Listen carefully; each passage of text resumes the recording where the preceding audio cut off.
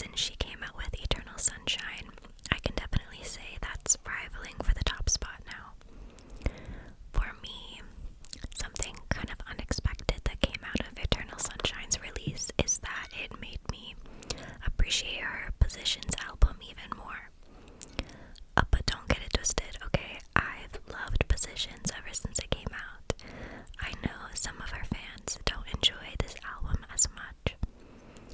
I think especially because it came out during the pandemic, which meant that it didn't really follow the traditional album cycle of interviews and features and touring. The Positions era was quiet and private, but honestly that kind of made me like it even more. I've always appreciated how authentic Ariana's love for creating music is. I think she's one of the few celebrities you can just tell would be doing all of this regardless of fame or recognition, because she just has so much passion for it. After the release of Eternal Sunshine, I listened through Positions again, and I feel like it sounds even more cohesive thematically given the context of what Eternal Sunshine addresses. And now I see that it's less about romance specifically and finding true love, and more about simply allowing yourself to be vulnerable enough to open your heart to love again after great loss. I feel like at this point I don't have to clarify what her great losses were. I don't want to harp on the details of her personal life because that's not the point of this video, and also it's just not any of my business. And now let's get into what I really want to talk about, the lyrical content, because that's what I feel most qualified to discuss. I am definitely not a musician, but I do have a writing background. And honestly, what else did I get my degree for if not to dissect the songwriting and Ariana Grande albums over the internet? So let's get into that. I think that Shut Up is so underrated as an opening track because it does so well at setting the tone for the rest of the album. I also just love that she always has at least one track per album that addresses the haters or just the general public. She opens this song indirectly touching on all of the major public events that took place over the past few years, so like 2017 to 2019.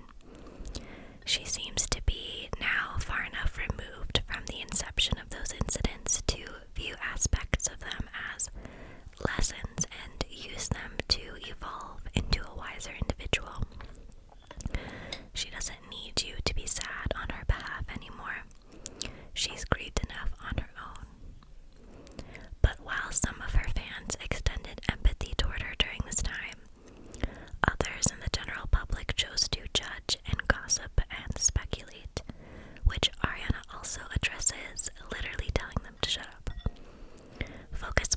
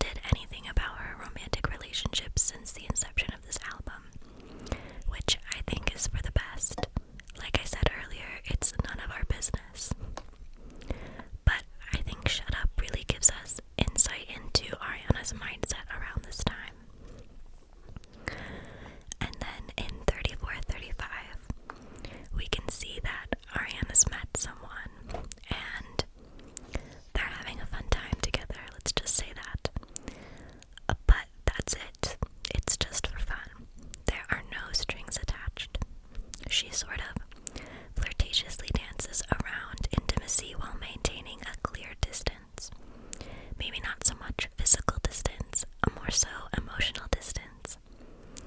She's got a lot of lighthearted wit that's cute, but there's nothing more than bodily chemistry at this point.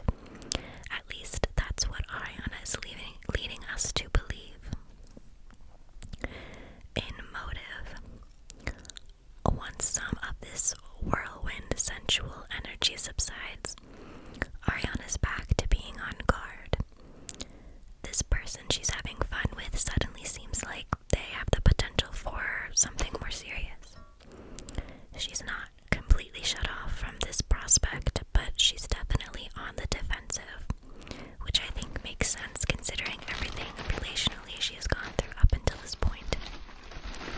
Before she commits to anything, she needs proof of this person's integrity. What's your motive?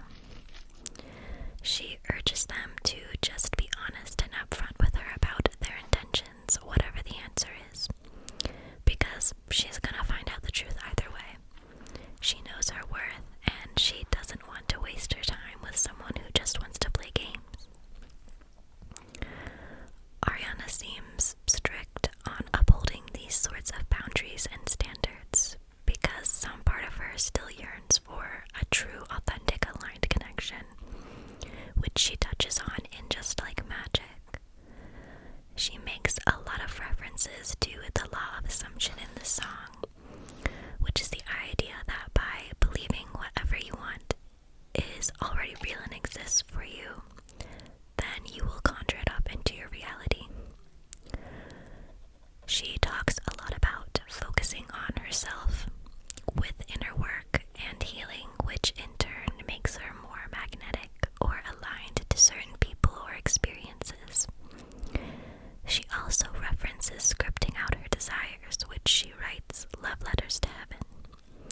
In short, she's clearing her mind and physical space to make room for something new. And when the time comes for something new, she doesn't just stumble into a relationship with this person. She reflects on her tumultuous past and off the table as she prepares to make an important choice. Let her fears win or pursue this love in spite of them. She opens by asking, "Will I ever love the same way again?" Even when the rational part of your brain knows a premise isn't true. Sometimes your instinctual reaction is still rooted in fears from past traumatic experiences. And while those experiences don't define us, they often have a way of shaping us into the people that we are today. Sometimes we can use them to uplift us, give us strength, like what Ariana's been talking about up until this point. But other times they have a way of overtaking us by trying to drag us back into that darker headspace. Ariana recognizes this part of herself here, the part that's telling her she doesn't deserve this person, that she doesn't deserve another chance at love. She's not completely healed, but nobody ever is. Will she choose not to let that stop her from trying? And just an aside, I think asking those hard questions and even just considering opening up your heart like that can be a self-love practice in and of itself. It's the starting point that lets us reach the other side of our deep-rooted fears, I think, oftentimes. Can I ever love and be loved again? Have my past experiences made me incapable of the kind of love I need? Do I even deserve someone else's love? What if I don't love myself? And while Ariana's almost ready to go all in with this person, she still seeks out a little bit of extra reassurance in 6:30. She starts by rehashing some faults of her own when it comes to relationships. She falls fast and she can be quite impatient. Once she's made up her mind, she's ready to nosedive into this relationship, so this other person had better be ready too. Are they ready? Do they still want her to stay in spite of all her imperfections? Are they down? She wants to know.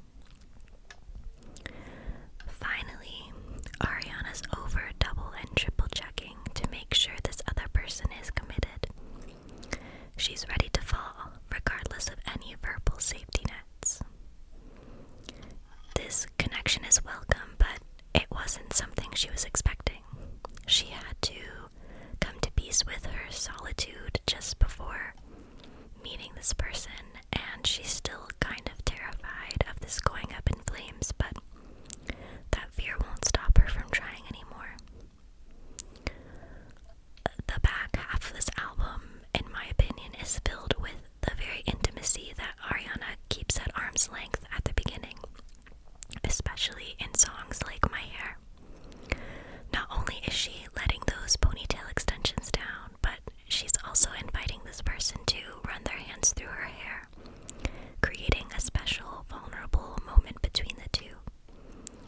And I think it's vulnerable because of how iconic Ariana's signature ponytail is to her pop star persona. The general public rarely, if ever, gets to see her with her hair down, let alone her natural hair.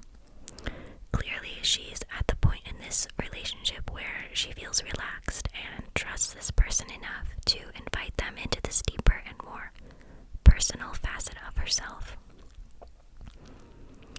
And after she lets her hair down, she's ready to get nasty. I view nasty as a more mature and a vulnerable follow-up to the previous 34-35.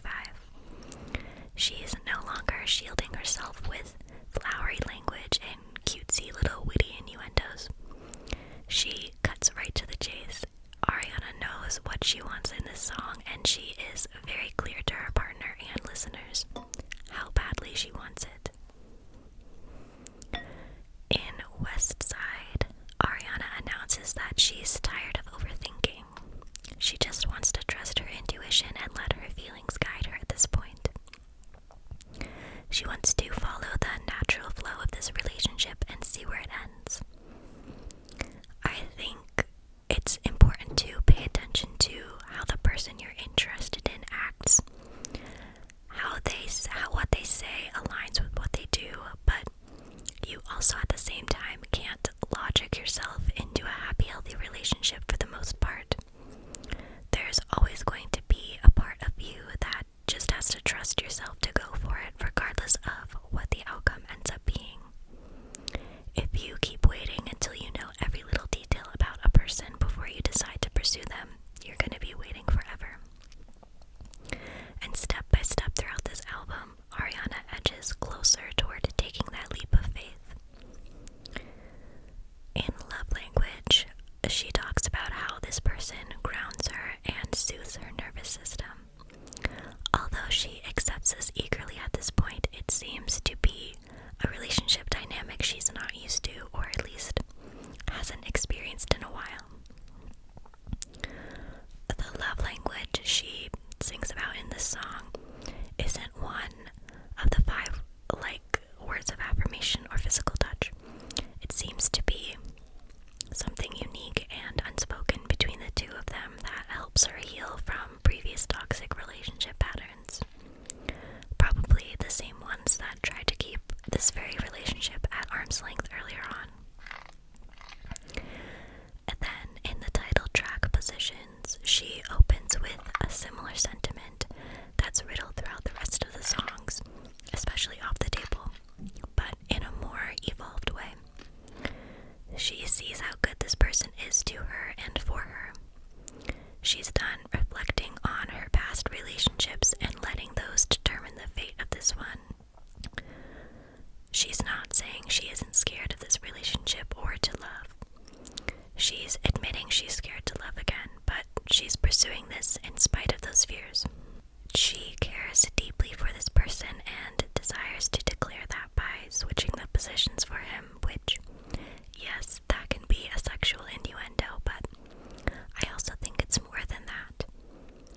Ariana uses the word positions throughout this song to refer to her willingness to remain flexible and move with the ebbs and flows of this relationship in order to make it work.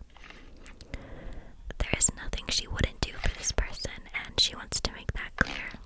In the song Obvious, there is this interesting dichotomy throughout where Ariana's trying to convince listeners that this person was love at first sight, that she didn't need to be impressed, that it was obvious. Yet, if you listen to any of the other songs, and even in the first verse in this song, she's still praying that they don't mess this up.